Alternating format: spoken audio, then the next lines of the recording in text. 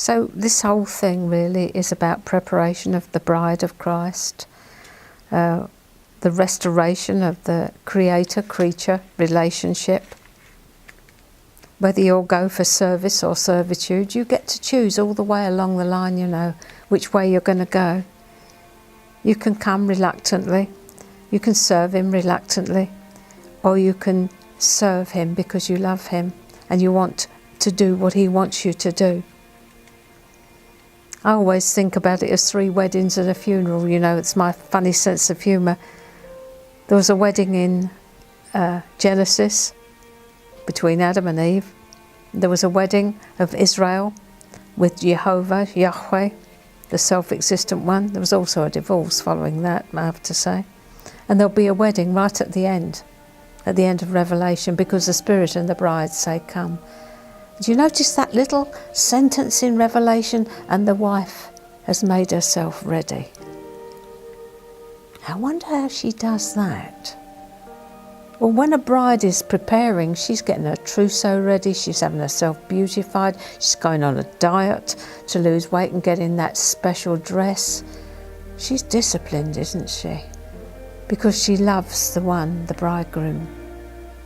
Never forget going to a wedding of a friend of mine, and I've never seen it before or since. I was outside when the bride came up the steps, 2 at a time, holding her dress in one hand and a bouquet in the other. She couldn't wait to get to see her bridegroom. I've never seen a bride come at a wedding like that. She was just radiant. And I wanted that photograph actually to use, I never did get it, but I wanted that one because it just showed the eagerness of the bride for her bridegroom. So how's your eagerness this morning? He loves you with all his heart, soul, mind and strength. That's why he asks you to love him the same way. But you can only love him with the love that you get from him. So if you're not making room for that love in your heart by getting rid of the things that he doesn't want in there, you're never going to grow in enough love to be loving him back, if you get my drift. We love because he first loved us. That's the way it's got to be. It's replacement theology. And it's not that the church is replacing Israel, it's replacement of the stuff in your heart with his stuff. Get rid of the quantity and getting some quality. We talked about it, didn't we? Getting one decent pen instead of half a dozen that didn't write. So I'm coming back to it again, beloved. What is it you need to get rid of in your life that he can come in and occupy the place that he so desires, the place in your affections, so that you can be like the maiden in the Song of Songs when she finally gets to the end there, coming up from the wilderness, leaning on her beloved.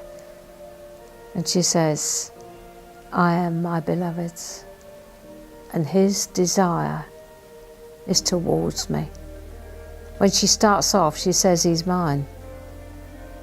When we start off, we all grab him. We're all after getting what we want from him. That's what we think it's all about. But if we're 15 years old in the Lord and we're still trying to get stuff out of him, I think we haven't gone very far, because we need to learn that it's him that needs to get stuff out of us. Kingdom is upside down, always has been. And when you come to look at living a kingdom lifestyle, you'll find that his ways are just completely upside down. And you're in the school of the Spirit. And that is completely different. And you start at the bottom and you don't move up the grades until he says so. And when you do, you're not even aware of it.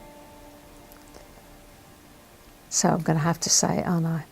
How's it working out for you? Bride, beloved, the one on whom his favour rests. How much of the kingdom is in you?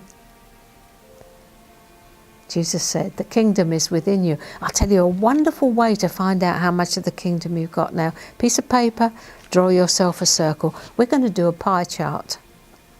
And what we're going to do is divide that pie chart up to see just how much of us he's got, or how much of us is occupied by the other things. By the house, the car, the wife, the children, the job, the holidays, the garden, the fishing, the motorbike, the everything. If you're honest with your pie chart and you ask the Holy Spirit to show you just how much of you he's really got, it could be quite an eye-opener. But don't be disappointed, because he's going to help you to make more of you his. The Spirit and the bride say, come. God bless you. If you've enjoyed this video, hit that like button. If you'd like to keep up to date with my videos, hit the subscribe button and turn your notifications on.